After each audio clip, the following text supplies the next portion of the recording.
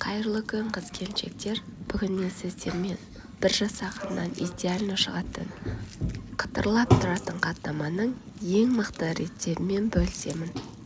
Бұл хаттаманы жасап сатсаңыздар да өте өтімді нанның түрі болары анық. Менің видеомды соңына дейін көріп, өз пікірлеріңізді білдіріп кетуді ұмытпаңыздар. 150 грамм суымызды, 150 грамм газдалған сусынымызды, бір жұмыртқамызды, бір үлкен қасық тұзымызды салып, жақсылап араластырып аламыз.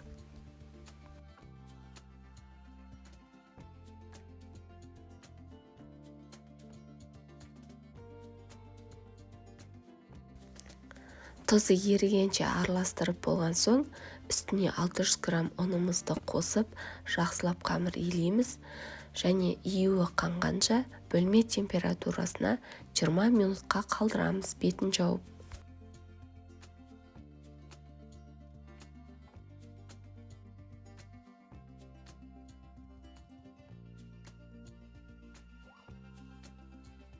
Қамырымыз дайын болды, 2 бөлікке бөліп, қамырымызды жайып аламыз.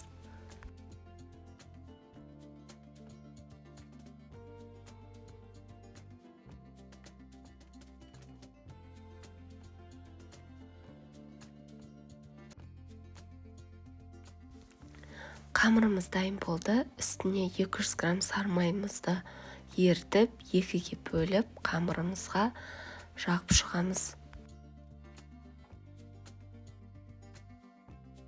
Мен хаттаманың біреуіне осылай көкпияз септім, дәмі өте ерекше болып шығады.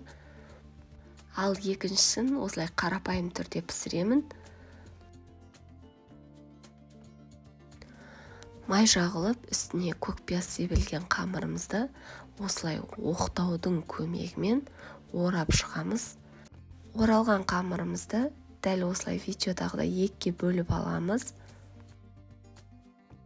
Қамырымыздың ортасынан 2 бөлікке кесіп аламыз. Ол 2 бөлікті тағы да 2 бөлікке бөліп аламыз. Барлығын видеодағыдай осылай орап шығамыз. Бір қамырдан 4 штук хаттама шығарамыз. Оралған хаттамаларымызды холодильникке 1 түнге немесе морозилкеге 1 сағатқа қойып алсаңыздар болады.